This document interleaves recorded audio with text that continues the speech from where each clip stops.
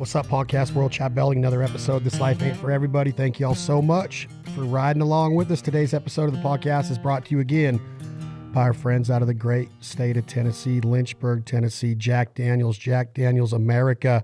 I've had many fine nights in Nashville and Memphis and other places in Tennessee with Jack Daniels, whether it was a breakup, whether it was a party, whether it's good times. Enjoy it responsibly, be safe on it, use it in moderation, never let any underage drinking take place. Thank you, Jack Daniels, for believing in us and letting us bring the podcast to you. I'm fired up about today's guest. He's from the state of California. He lives in Nashville, Tennessee with his fiancee, Summer now. They just got engaged in October of 2019. Jon Pardi, how are you, my man? Good. Real good. What are you up to? Well, I did another podcast for you about songwriting, and then I fertilized my lawn today, and then it rained, and now somebody's working on my tractor. So it was perfect time to fertilize, huh? It was perfect time, man. I knew it was going to dump water, so I fertilized. I mean, it's a big lawn, so 3 bags later, 3 50-pound bags. It's all gone, but it hit. I mean, it came down like I was watering the lawn. It couldn't be better. That's awesome. In this time of quarantine, Party, are you finding you love to work out? You're in good shape. You and Summer work out together. You have trainers. You work out when you're on the road. You have a routine. Has the quarantine got you out of that routine a little bit? And are you finding a reason to day drink a little bit earlier during the weekdays? Oh, and are you day drinking right now? I don't know if you are or not. Right now, man. Has it happened to you too? Are you sticking to your workout regimen, or are you finding, or is it quite the opposite where you're just living on the land and having a cocktail here and there? Or are you staying pretty consistent and disciplined with your working out also? No, I work out every day. My trainer comes out to the house. I got a really nice home gym. I mean, it's not really a home gym.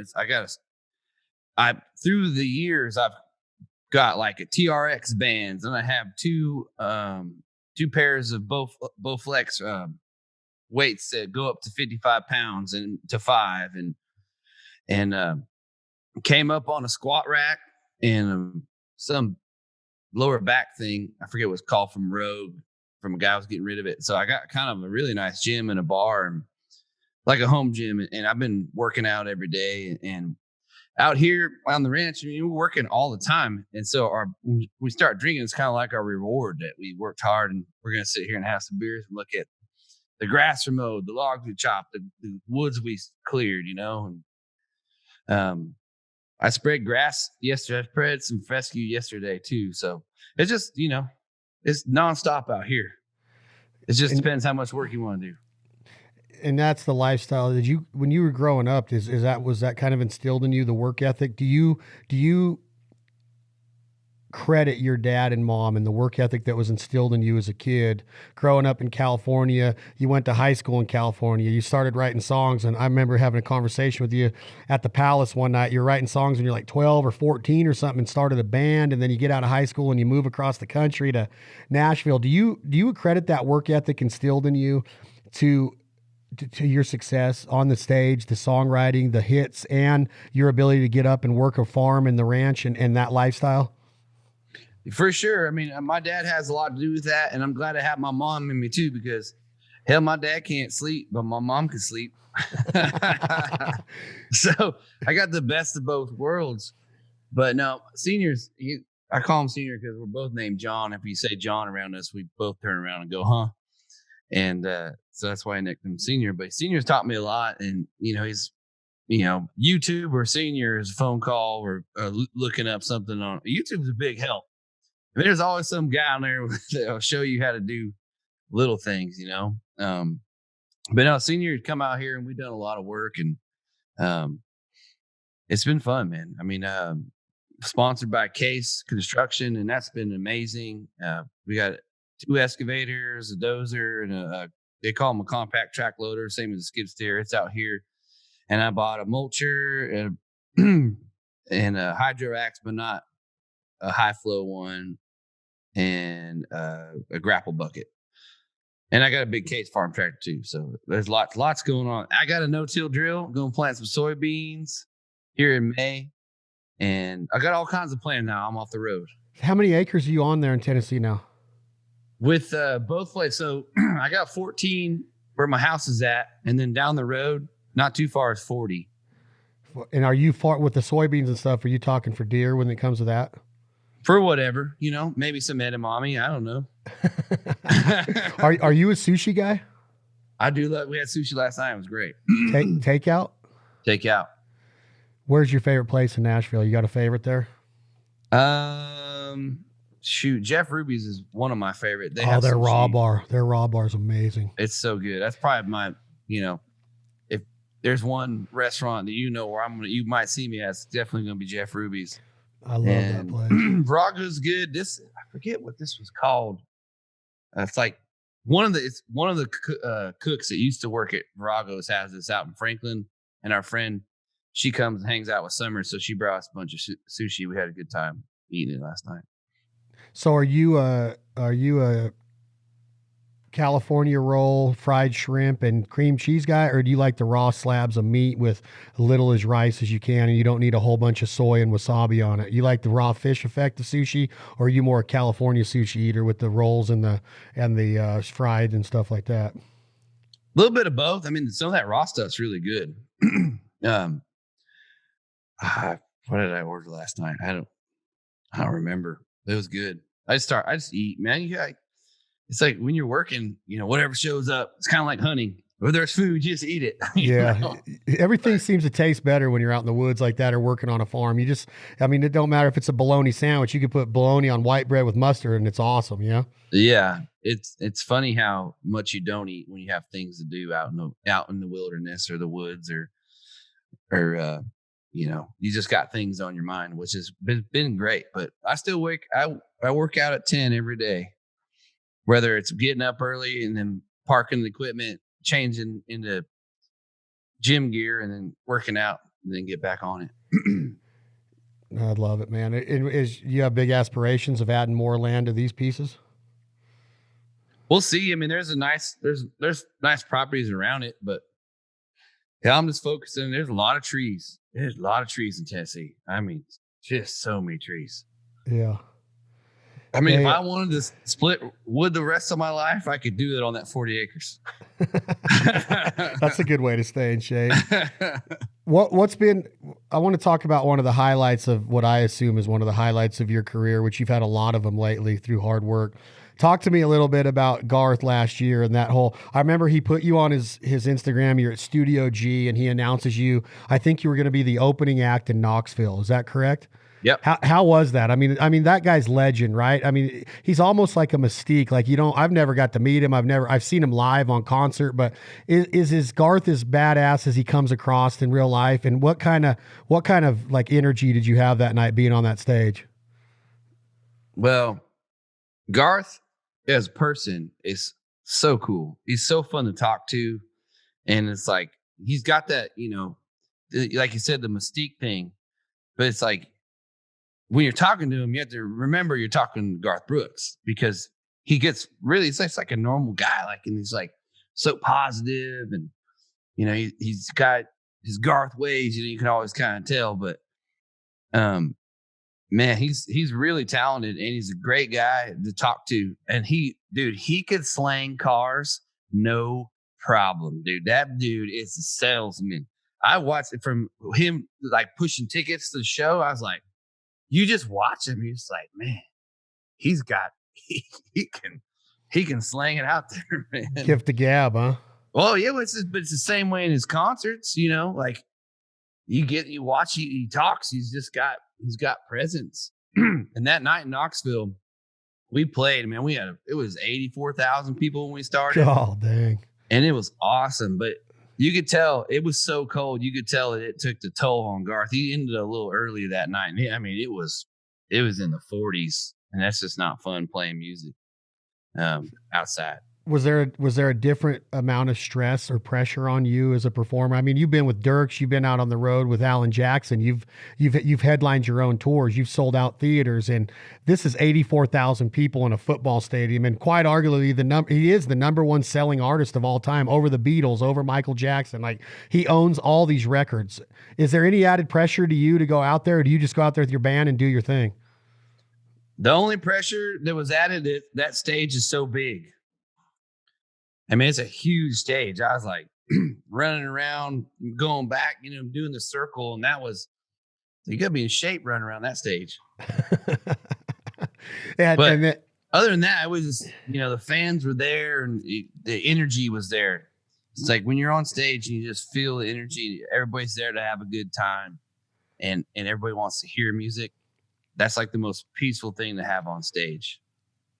How hard has the transition been, Pardi? Like when I first met you were in my booth at NWTF and you were singing the song that you were getting ready to release. It was on your first album on I'm Always Picking Up What I Can't Put Down. And you sang it, your good buddy Leith Lofton, who's a mutual friend of ours. I met you through Leith Lofton and Bobby Johnson. Take me through it a little bit. And I know I don't want to really like go into your entire career, but man, you've become like a superstar and you're still way down to earth. And I know how humble you are. You're a great dude, but you were like on this track, this ladder climbing up. Do you think about it, or is it just another day on the farm for Jon Pardi? I know that you can't sit here and say, I knew it was going to happen. I know this was a goal, but there's so many thousands of people that move to Nashville and do what you tried to do. I mean, try to do what you're doing. How do you, what's going through your head as a person? Like, is this really happening? Do you have to pinch yourself sometimes? Yeah, I just focus on what got you there and what got you to Nashville, with that drive, really. And why did you get, this blessing to be heard, and focus on that? The things I brought to the table are different than other artists. And it's something I focus on, and it's something that's hard to talk about. Not like I don't want to talk about it. It's just hard to explain. It's like a style thing, or anything that I can bring to the table that I like, that I put through my system to make it sound like something I would like. And that's kind of what I'm trying to say, is just, this is how everybody's going to sing their song this way. And I'd be like, well, this is how I would sing that song. And so you kind of focus on that. And it's crazy, and just, I think more than ever with the whole quarantine and concert stopping, it's time to just look back and be like, man, it was going so good. And now we're just right back to songwriting, everybody's just going to go back to writing songs and hope we can get concerts going. But no, man, I love everything I've done. I'm happy where I'm at. And it's definitely, you pinch yourself, you sit back and like, damn, I did that all in 10 years and it don't feel like it. It feels like 4. Flew. And you have this, like when you talk about styles, I'm thinking like right now on country radio, there's not a lot of guys that have the Western cowboy mystique. You have a little bit of a mixture of a little bit of George, a little bit of Ledoux, Merle with the Western cowboy Bakersfield feel, the Dwight Yoakam look with the Wranglers, the cowboy hat, the George Strait, the Wranglers, the cowboy hat. Garth was always Wrangler with a shirt like you're wearing tucked in, the cover of the Rodeo album, a Rope in the Wind album with the big hit Rodeo on it back in 92, 93. Like, you're the only guy doing that. It's like you like bit that off and said, I'm going to own this. And I don't know if you did it on purpose, and I know you're just being you, but like in the late 90s, you had the Hat Pack with the guys that were wearing the cowboy hats and the Mark Chestnuts and the Tracy Lawrences and stuff. And it's like you're bringing that back in a way to where you have traditional sounding country cowboy music, but you have the sex appeal. You have like this thing that people want. The girls want it. The guys love the concerts, the high energy, the lyrics are there. I don't know how to explain this style. It's not like a normal style of the songs that you've made #1 hits are different than the type of songs that George made a #1 hit. It's like your own style that you own in this lane that nobody else is in with you. I don't know if that's fair to say or not, but that's the way it seems to me. Yeah, man, you're right. But that's why I was telling, like, when I'm saying about you focus on what you got you there, you focus on what makes you different and own it and love it and embrace it, because it's, I think artists, that's what makes artists. And there's so many artists that even Leith, he's got his own style. It's Leith style. Every time Leith plays, it's Leith. And it's just like artists are artists. But you have to focus on what you want. What would you want your fans, or what would you want to put out on the radio? And that's really what I focus on, because there's some artists to be like, I don't know what to do. And for me, I took in my, being from Northern California, all the hard work in the farms out there. I mean, we didn't grow up on a farm, but damn, we worked on them. It's like hell, you couldn't afford a farm in Northern California. That's expensive. Like, it's really high priced land out there. And it's just, but I had buddies at cattle ranches and learned so much. And you just kind of, where I'm from is like, you forget how awesome it is, because I've been in Tennessee for so long, but I never forgot where I was from. But it was just very Western, blue collar, cowboy, redneck. I mean, rappers, everybody, we're close to the Bay Area. It was a whole different thing. And I just kind of embraced all of that. But I guess that's kind of what the style is. But everybody, they see me on these Zoom calls, and like Bobby Bones is freaking, always makes fun. He's like, you always got your cowboy hat on. I'm like, what's wrong? I wear it at the house. I mean, it's sunny outside. I got my damn hat on. I mean, it's full of mud. I mean, it's not like, it's a real deal. It's not like I'm just wearing it because I'm on the Zoom. It's like, I'm sorry, I've been outside. Yeah. What do you expect me to look like at my house? Well, I think that it almost is a question of what if Bobby Bones, who he's an amazing radio host, but I think it is kind of like, is it a mystique? Is Garth Brooks really that guy on the front of that rope in the wind? Well, Garth Brooks might not have won an NFR title or a PBR title, but he ran with going to rodeos in Oklahoma. I mean, the world championships used to be held in Oklahoma City. Chris Ledoux later became good friends with Garth because of that respect that Garth gave. Like, Garth literally probably built Chris Ledoux's career when he sang God Bless Chris Ledoux, and he would say it in concerts, and he'd like break and be like, God bless Chris Ledoux, and the crowd would go nuts. And then all of a sudden they're on a duet with $5 fine or a duo with $5 fine. And I was a huge Ledoux fan, and I've never rode a horse, John. I've never saddled a horse. I almost don't even wear a pair of Wranglers to a rodeo because I respect cowboys and the cowboy way too much to be that guy that just puts them on for rodeo week. And that people say, well, you're wrong to think that way, Chad, because if it gets them into the culture for a week and lets them get in there.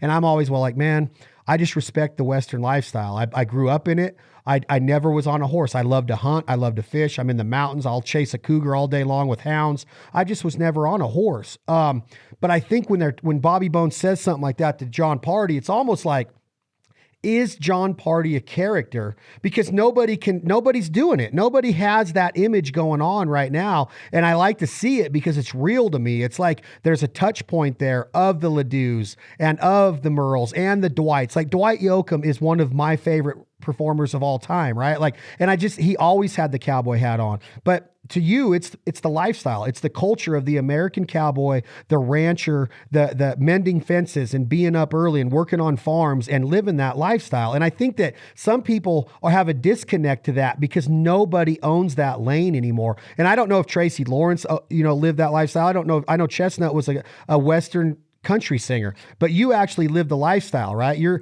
living the rodeo lifestyle and you're living it daily. So I kind of think that there's a disconnect with guys like maybe Bobby Bones that might not think that it's real.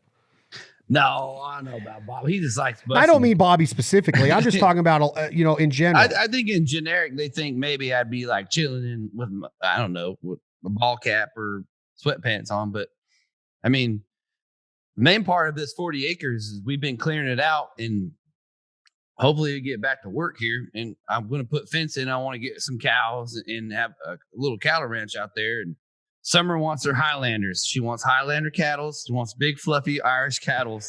I'm going to get her a couple of them. But for the most part, it's been clearing land to plant grass and even the soybeans and stuff. It's for deer. And but yeah, it's just something to do now. But I can do it, What are you doing? Do you still enjoy the entire spectrum of, do you like going out on the road still, or would you rather be there doing, or is it a fine balance right now of being the Jon Pardi on stage or being do you like coming home way more and spending more time there? Has this quarantine got you missing it big time? Does that make sense? You know, like, is it a fine balance to where you love the road and being on the stage and the fans, but now because you have the property and you're building this property, is it hard to be away from it? Nah, you know, it's not that big a property. I tell that a lot of people like, oh, it's pretty big. I was like, it's not that big. You know, like, I mean, you've been to Honey Break. That's 18,000 acres. That's a big ranch. You know, it's like a lot of that. Now that would be hard to take care of. And I specifically got these little, you know, parcels of land, so it's not a burden on me. You know, I can go on the road and come back and have a good balance. And I miss being on the road. I miss coming home and then getting back to work, you know, because you can take care of 40 acres. And now I just have more time. So I'm trying to get in there and get it cleared out. But I miss being on the road, man. But I will say the quarantine and just kind of stopping everything has really got me back to really focusing on me, really, you know, and because it was so shit. April was going to be so busy, dude. We were flying all over the place. I mean, I was gone for 4 weeks, and then the virus hit and kind of shut everything down. And it's just been, you know, it's been fun. It's been a bummer, but it's definitely kind of gave me a little reset, really, which was cool. Cause I was going hard there, getting on the road, music videos, and just it was going to be a great year. Like this was the year we're doing my own thing. We're headlining. It was just so much. It was going to be so much fun. You know, like this past weekend was Stagecoach, and I love Stagecoach. I haven't played it in 3 years, and I was just so looking forward to it. It's one of the best country music festivals ever. And when it gets going back again, everybody listening should totally go. It is so awesome.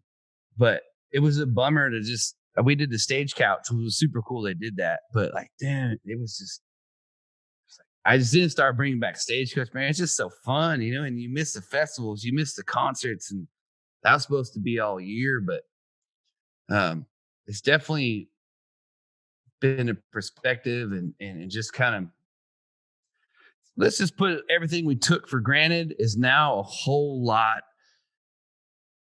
more effective when we're going to go out and do it. It's like, man, you didn't think you were going to miss concerts. Concerts happened all the time. You didn't think you're going to miss going out.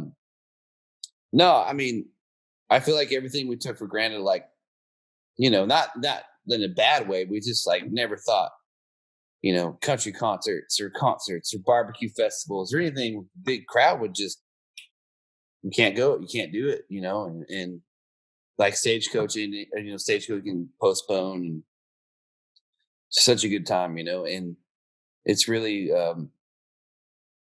it's just, you think about it, you know, you think about it, and I know it's going to be awesome when we all get through this, but damn, it's been tough. It's been tough just not getting on that stage. It'd be like if they took hunting away from you.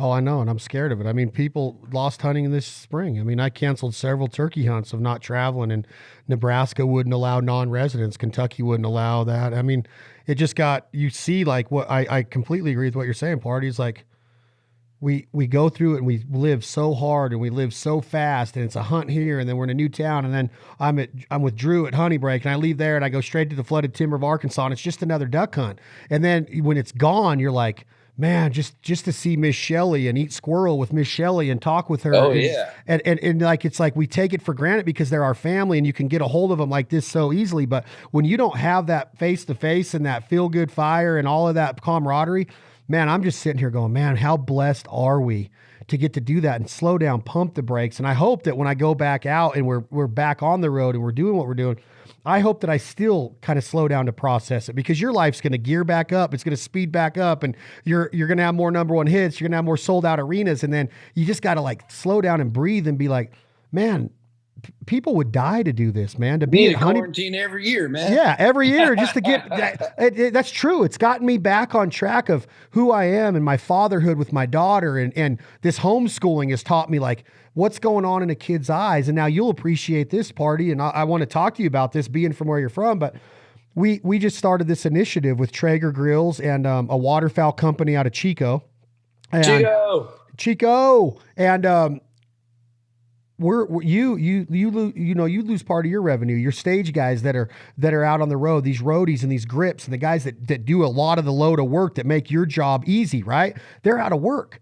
And we take that part for granted that these adults are out of work. But what about these kids? So we've teamed up and we're going into all these 4-H fairs and all these FFA Future Farmers of America fairs.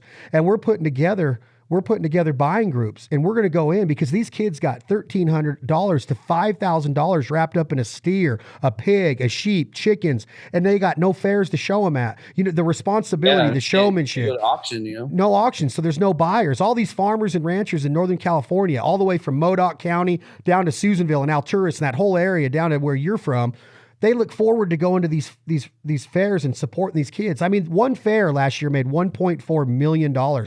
So now what we want to do, Parties, we want to go in and say, hey, through Traeger, through Fowl Life, through Merlot and California Waterfowl and guys like Jon Pardi, let's buy a pig and let's donate it back to a firehouse or to a homeless shelter or to feeding the home, or let's put together a dinner where we go and feed some first responders, where we pull up after the quarantine and feed a bunch of doctors and nurses and nurse practitioners. So now we're trying to give back to these kids, because if they lose that confidence of showing those animals and getting that check and that picture with that farmer, like your dad would be one of those guys down there. Hey, I bought this pig, and you take a picture of the kid. Boom. They're losing that. So we want to go in and say, hey, don't lose your confidence. Let's sell these animals, put the money back in your parents' pocket, and they're not out anything. And then we can use that meat to donate back for a good cause as well. And I thought that you would be one of the guys of farming and ranching that you could go, yeah, man, I'd like to get in that. You know, it's something that not to hang your hat on per se, but something to not even raw. It's more like these kids need it right now. And all we're thinking about is the revenue lost by us, but these kids are losing it too. You know what I mean? Oh yeah. Well, I mean, the fair circuit, as they would say, is coming up. You know, it's all across the country. You know, I'm from Dixon, California. We went to high school. They got the Dixon Mayfair. I mean, we look forward to the Dixon Mayfair every year. When I was in high school, it's like that was our jam. That's what we're gonna do. We're going to fair. Yeah, we get in all kinds of trouble. Just do stupid things and blah blah. But like the 4-H, the whole thing with sheep and cows and pigs, it was all a big deal for the students. And, you know, they got out of high school early, you know, to go to the fair and set up everything. And I'm pretty sure Mayfair is not going to happen this year, but, you know, and like you said, there's not going to be an auction and stuff. I think something crazy. I remember this girl sold this pig for like $21,000, just some crazy thing back at the Mayfair. When we were talking about the auctions and stuff. But yeah, no, that's super cool you're doing that. But yes, it is a thing too you don't think about. Yeah, and the fairs are going to be really, really hit by this. Man, we're playing fairs all year this year, like fairs and festivals. Yeah, that's what I'm saying. It's like, we're a headline. I mean, maybe we get to August something. We're hoping August. I'm hoping August we can get back and at least do some concerts. But yeah, they're definitely. I'd be jumping on that, man. That's really cool. Yeah, and I just think it's a good message, and I think that these kids need it. And I just kind of see your lifestyle ingrained in that Western lifestyle. And 4-H is big. I mean, Drew, our friends at Honeybreak, are big with the 4-H, and yeah. It's just something to where we feel that we can give back and get more people on board and get some of this money replaced, because these families, they're out that money, man. They ain't got a way to replace it. And a lot of them go take out small, short-term loans to get that animal purchased in the first place and then to be able to raise it. But so what is going on with the album? You put your first single. Has some of that been put on hold? Has radio been put on hold too? Or is it business as usual in country radio and the singles going to getting out there? I think country radio, some of them stations were going, but they had to, they really couldn't all show up to the stations and stuff, kind of keep their space, but they could do it from home. I think a lot of it went from home, but yeah, it took effect on everything. But I mean, the only thing that's not being affected is listening to music. You know, everybody's at home playing Alexa or, you know, playing whatever they want. They got, I mean, it's not, I joked about like, damn, what if we were still in the Blockbuster days, you know, like what would we be doing? Like, you couldn't go to Blockbusters. We couldn't go get DVDs and rent, you know, but now we can stream and, you know, got Netflix, and it's the same with music. So everybody can just listen, you know, everybody's listening to music more, I think more than ever if they're at home or working, you know, it's not, and you can't go to concerts. So more listen to music, but. So what about by the industry? Is there a slowdown? Like Heartache Medication, the first single off the new album, it went number 1, right? It went number 1. So has there been a slowdown of the next single going to radio? Are they trying to strategically place that? Or is it a good time to release a single to radio right now with everybody listening? No, I mean, music, the radio and everything's listening is good. You got your distance on, you know, social distancing on listening. But no, I you know, as a Cowboy is my new single. It's at 35 right now, so it's on the climb, and it's been great. It's been a little tricky, you know, a little slower because of the virus, and people got to deal with work issues. But it's been fine, and I think putting music out right now is what people need, really. Something new to listen to, something new to grind. You know, get on the grind here.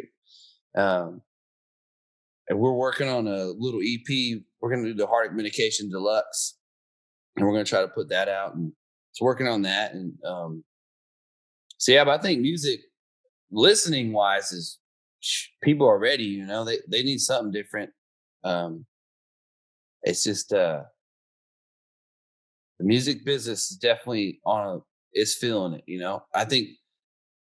Even halving the audience is going to be hard and stuff when it comes to concerts. And it's just going to be a different way of life for a couple of years. But when it comes to playing music on the radio, if you get played on radio, they're still rocking. But you got streaming too, you know? Yeah. So are you, with this deluxe album, are you putting on like 3 or 4 new songs that are going to accompany the original Heartache Medication album? Yeah. I don't even know. I haven't told anybody, so. Might not be able to air that part. Might be able to say that, but you know, yeah, it's gonna be 5 songs. It's gonna be 5 songs.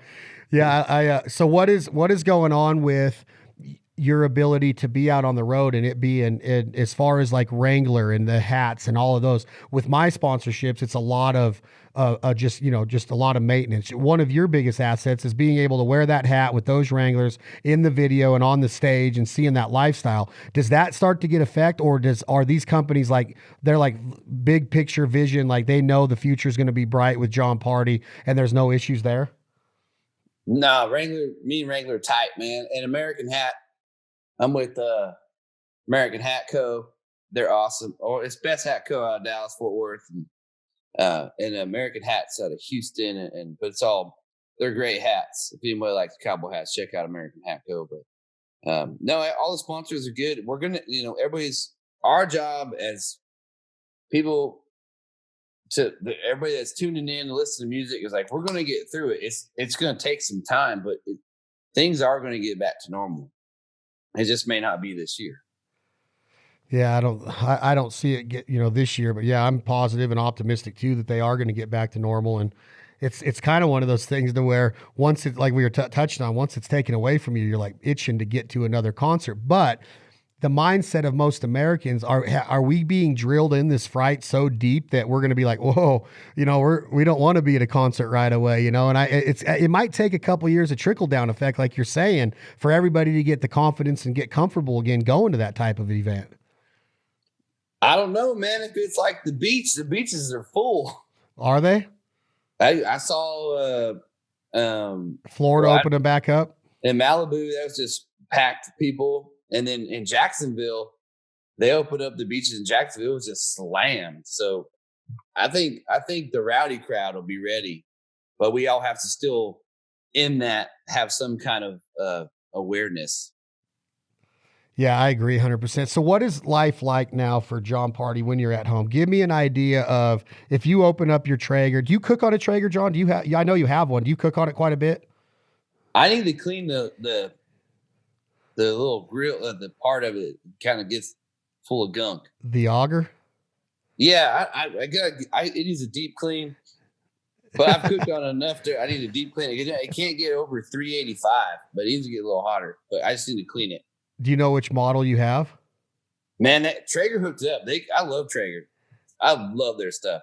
They gave me the big guy. It's a big one. Does it have the Wi-Fi on it and the app, and you can run it from your phone? No, I didn't get that one because I thought that was too complicated. No, you need to get it. With the old timers that smoked back in the day, they didn't have all that shit. I know, but you're out on your tractor all day. You need to know that you need to know if you run out of pellets and shit. You know what I mean?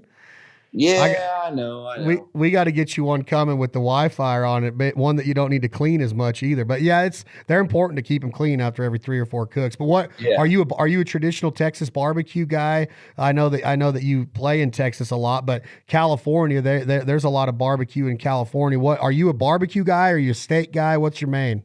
Man, I will take tri-tip all day. Isn't it funny how they don't have tri-tip out there in Tennessee a lot? Well, they're still there.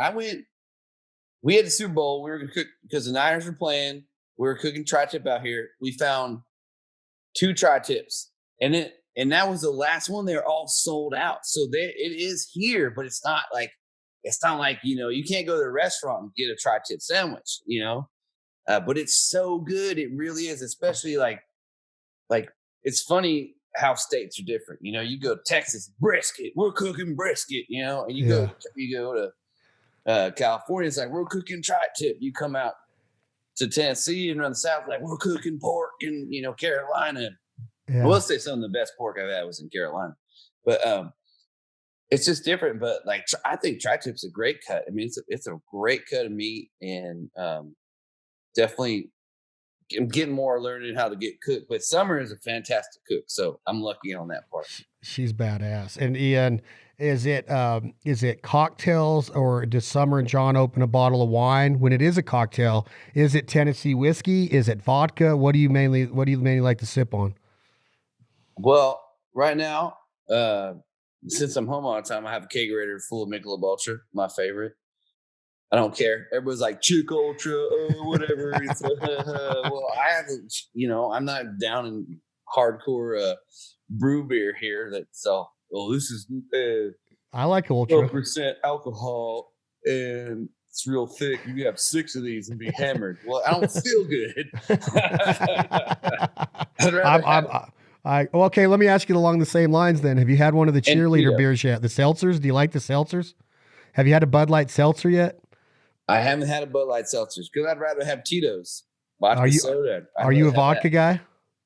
Yeah, vodka's been good. I love Tito's, man. Tito's been great.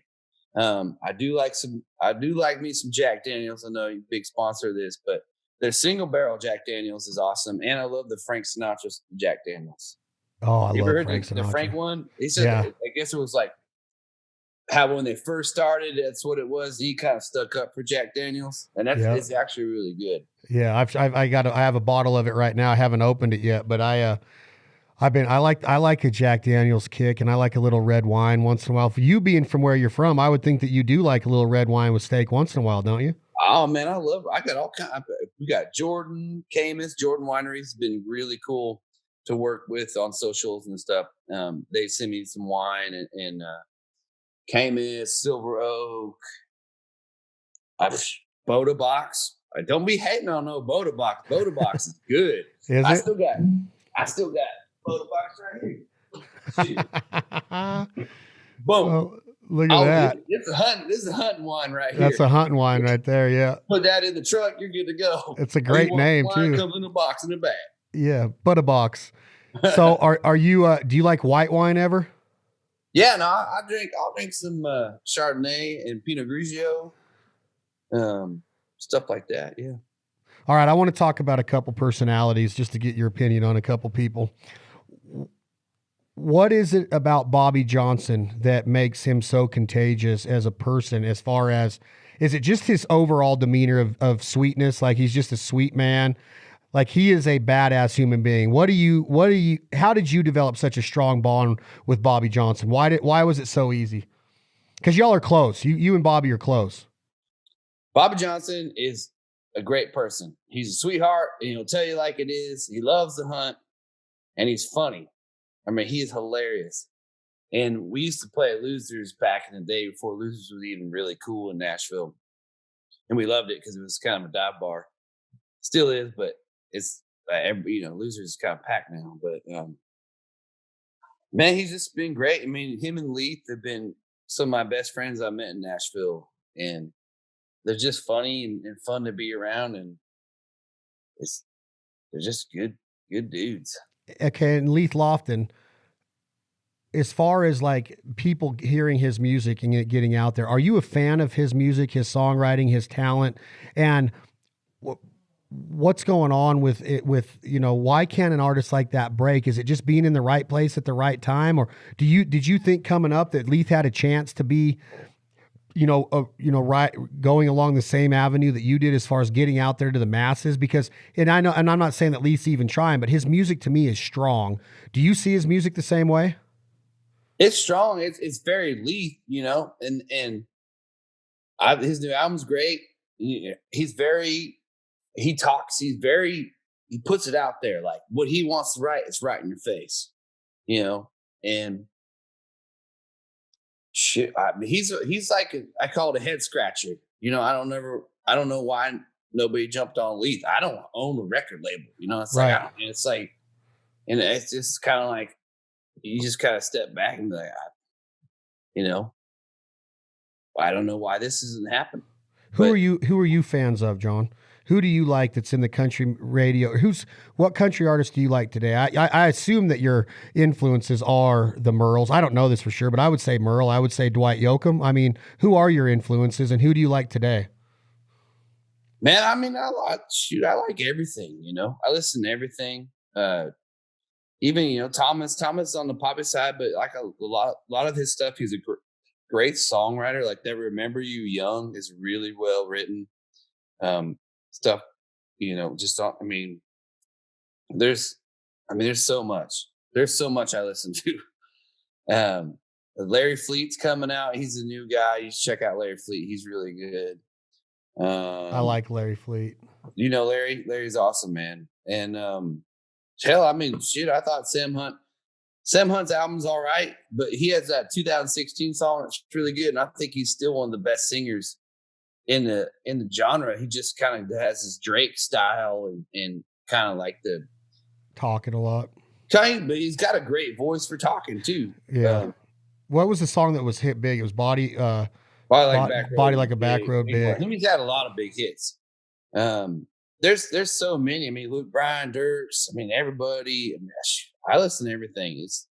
It's. Do you like Brent Cobb? Do you like Brent Cobb? Brent's great, man. Dude, I don't know why he changed the Digging Hole song. The original. I might be working on coal mine, but that first version. You ever that first version? Oh man, yeah. I don't know why he went all disco, and I just don't. Do you know what I'm saying when I say disco? It was like really fast. Yeah. It's like what was wrong with kind of like what Leith did with Wingman on the new album? Well, hey, I'm not saying it. I don't think. But I'm just saying I love it too, but it's different from the original. The original was more slowed down, like the original Digging Holes was. Mm-hmm. So yeah, I don't know what they have, but yeah, I love Brent. They're all awesome. I haven't got to listen to Drake's new album, but he's put a new album out too. He's got a song that Larry Fleet does on there. Did Larry's? Because I was wondering it. Well, I don't know if Larry wrote it, but he sings it. It's about whiskey, about mixing with whiskey. Yeah, it's the same song. Oh man, yeah. I think Larry wrote that. Oh, did he? That's Larry. Yeah, I don't know. I don't know who wrote it, but I know that it's on Drake's new EP, and I like the EP. I like that song the most on it. Mm-hmm. And Fleet does it good too. I've been listening to a lot of your new album. I've been listening to Brent Cobb. I like Channing Wilson stuff. He's I don't know if anybody on here has heard of Channing, but he's got some good stuff. And I like Adam Hood. I think Adam Hood's got some good shit going on too. So man, Adam's always had that soul, Alabama soul. Yeah, him and Drake. Yeah, they do. They do have that Alabama soul. And as far as influences go, was I right with Yoakam and Merle, or am I off on those influences? No, Merle all day. Dwight Yoakam introduced me to Merle Haggard and Buck Owens. Not like personally, but listening to music. And definitely Alan Jackson, George Strait, Hank Williams Jr. As much as I kind of listen back to what my grandma listened to, like Hank Williams Jr. was a big push on me, like Family Tradition. What is the? I mean, not just so Family many, Tradition, but like there's so many old habits. I always like all my rowdy friends have settled down. I love what I that like song. about Hank Williams Jr. is like if he comes up with a song or if he has something in his life, he turns it into the perfect song. Yeah. Like all my rowdy friends have settled down. Yeah. It's like he was there. He was there. Blues man. Oh, I mean, it's like he was there. He lived that song. Yeah, and like how he dated the outlaw women when that song "Outlaw Woman." When I hear that song, I'm just like, Outlaw Woman is so good. Oh, it's so good. He like had to know her, right? Like that was his girl. Like he had to be there. I mean, could you imagine like at a bar and you're like, hey, I got a new song. She works at the bank and she works. It's like so good. Oh my gosh. It's so, and he almost came across to where like I had a big fascination with him, and then I kind of got out of him because he wasn't really in that outlaw genre, like big time, like Waylon and Willie and the Highwaymen and all that. And he wasn't really Merle. And then when you go back and talk to artists like you, and Brent Cobb was on the podcast and he said, Hank Williams Jr. is the best of all time. He's his favorite country singer of all time, and he's the best there's ever been with singing, and he's so underrated in so many different areas, that as songwriting and everything, but Brent Cobb says he's the best of all time as far as all around country western. I think Merle Haggard's the best of all time. Your take Merle. I'll take Merle all day. He's so awesome. Merle didn't sing Naked Women and Beer. I'm gonna tell you, Hank Williams went through his, like, I don't know, it was Blow or whatever, but he went through like some crazy songs too. You know, it's like, it's just there was a point. I mean, he is a genius songwriter, like Hank Williams Jr. But there was a point that I was like, I don't know about this. That's kind of how I'm saying it. That's how I was. I kind of got off, and then when I talk to people, they're like, "No, he's the genius." But like Merle, like his lyrics, I don't know. A lot of lyrics like. That's the way love goes. When he just starts it off with, I've been throwing horseshoes over my left shoulder. For years, I couldn't figure out what that meant. I literally could not figure out what that meant. Like, does he have a whore in front of him and he's taking her shoes off and throwing them over? Or is it the actual horseshoe for good luck? I could never figure out what Merle meant by, I've been throwing, is it horseshoes or horseshoes? I don't know. Like his songs were just so clever and witty. He's got so many of them, man. So many clever lyrics. I love one of my favorite Merles, "Sing Me Back Home." Oh God! And it's just, if you read the lyrics on that, it's a poem. It's like, you know, he was one. You know, he was awarded a poetic thing, and I just think he's one of the best there was with songwriters that just sang their own songs. I mean, he covered other songs too, but. He had one. He didn't listen to his older albums. I know a lot of people don't listen to older albums, but like it's really good. Yeah, I love. Do you ever cover Merle? And if you did you ever do "The Way I Am"? Yeah, I covered that one. Oh my gosh, the lyrics in that song about the cane pole and all the that's just life to me. Like that just. He didn't write that song, man. That was a very old song. He didn't write that, huh? Yeah, I didn't know that. It was a very old song. Like I'm talking about like 1940s or something. I saw a performance the other night. I'll let you go, John. I know you're busy, but I saw a performance the other night on the Willie Nelson American Outlaw tribute show. And Willie Nelson, though, he's right there with Merle in my book. Another great songwriter. Oh man, this song go all day about music, man. But they had Jamie on there, and Jamie did "Georgia on My Mind" at Bridgestone, and I was like, it was like a 5-minute standing ovation, and I was just like, it was him and Stapleton, and Stapleton did some other songs, but Jamie, like to me, is one of those guys that should have been back there in those days with those other songwriters. Like he's one of my favorite. I think he's great, man. I say this about Jamie all the time. It's like he needs to put out an album.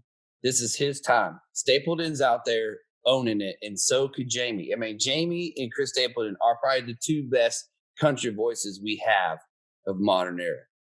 And but I keep hearing rumors he's writing. He's, Me too. so I wouldn't be surprised if you hear a Jamie album out pretty soon. But I don't know. I can't confirm that. But I would only hope, because even that song, the album he did of covers, when he had a bunch of people singing with him, was so good. Good. So good. He's one of the best. What would it be? Would you want to write with Jamie? And would you want to be on tour? Would that be a good tour? Like, is that a good mix with Jon Pardi? That a slow down with him, and then you're up there doing your thing. Is that something that you see? Is Jamie on that wavelength with you of touring with or writing with? I played a couple shows with Jamie. I'd totally write with Jamie. Either way, I feel like this modern day that we live in, it's like we have a whole. Everything's right here. We can listen to anything. So our concerts could be that too. We could have anybody you want that's different or not, as long as everybody gets along. It's like you could have anybody that has the fan base come in there and mix everybody together. Because I feel like everybody listens to Jamie Johnson, they listen to me, they listen to anything George Allen, or they'll go, then they can jump over to Sam Hunt, or like there's just so many spectrum that it's a big universe for country music, or even rock and roll and rap. It's like everybody listens to everything. So I don't think there's no, he wouldn't go good with this guy, blah, blah. All right. I got the wedding invitation. Thank you very much. And November. And is there a song picked out yet? Is there a wedding song? Is it "I Love You" by Jerry Jeff Walker? Is it? I don't know if it's like a hidden gem, or have you and Summer picked one yet? Oh yeah, no. I got Is it a secret? Is it a secret? Oh, you're gonna do it live. Secret stuff. Secret stuff. Well, brother, man, I'm proud to know you. I'm proud to be your friend. I love how you hunt. I love how you fish and ranch and farm and live the lifestyle, and you're a good voice for it. And man, my daughter, you just span out. My daughter's 9 and she rocks it, and I rock it, and I love it, man. I love the new album. It's like you just keep getting, like, how can you get better than the last album with 3 or 4 number ones, and now you're already, you already got one on this one, and the second one's climbing, and it's just good shit, man. So congratulations, Jon Pardi. Thank you, man. Hey, have you talked to Bobby and those guys about turkey hunting? They didn't even get nothing out here. They haven't? Turkey hunting's been hard. Really? Well, Bobby hasn't. Bobby's like, "Hey man, you got any turkeys on your plate?" I scared them all off with their vulture. I thought he sent me a picture of one, but maybe I know Leith got one the other day with that Jared kid that's moved out there from California. Have you met that kid? Yeah, oh yeah. He's the one. Remember, we're all at scoreboards. He asked, he's into hunting. Hey man, you hunt much? True fight. Yeah, I remember that now. I think he's from the Chico area, around Chico, isn't he? Yeah, he's a good dude. Yeah, he's got a good little song out that he sang for me during the NWTF. That was about learning. I can't remember what it was called, but it was a good song. He's a good guy. So yeah, I talked to Bobby the day before yesterday, and I didn't even mention turkey hunting to him. I was just talking to him about that show he did the other night with Leith. I don't know if you watched any of that, but I got good reviews on that. I've been doing shit around here. It's hard to tune in. Everybody's going live. Have you done it? Yeah, I did. You did the Stagecoach, right? The Stagecoach, but have you done one on your own? Yeah, and I did a performance about 3 weeks ago. How'd it go? Do you enjoy it, or is it tough? No, it was great. It was great. We had over 1 million views. Really? Yeah, no, it was. I played 75 minutes. It was actually I had a lot of great messages coming in. It wasn't 22 minutes, and I just kept going. It was so fun. I might do it again. We'll see. Why don't you have your guitar by you right now so you can sing us out one? Why don't you? It's a good day to sing a song. I don't have it right here, man. Well, why not? I'm a mechanic working on the tractor. All right. Well, next time you come on, I might have you sing a little Jon Pardi tune. All right, man. Let's go hunting, dude. I'll stay in touch, and I appreciate everything you're doing, man. I'll tell Summer I said hello, and have a nice little Wednesday, and keep day drinking, buddy. That's what I might do now. That's what I would. Hey, what's my favorite shotgun? I can't say it on this show. Trust me, I know, buddy. I know. I'll text you an update soon. I got more wheels in motion. I always got wheels in motion, man. You know me. I'm handling. All right. Tell your dad I said hello. Tell Summer I said hello. And if I don't see you before the wedding, I'll definitely see you in November. Bye, bud. Thanks, Jon Pardi. Later. That's been Jon Pardi. It's been another episode of This Life Ain't For Everybody. Thank you guys so much for supporting the sponsors that support us. Jack Daniels, thank you for everything you do for us here at the podcast and for our brands. We truly appreciate the support and what Jack Daniels stands for. Lynchburg, Tennessee. I'm Chad Belding. Enjoy it responsibly. And if I ever see you out on the road, I'm going to have one with you. Tom, hit that button. This is a good friend of Jon Pardi's, Leith Lofton.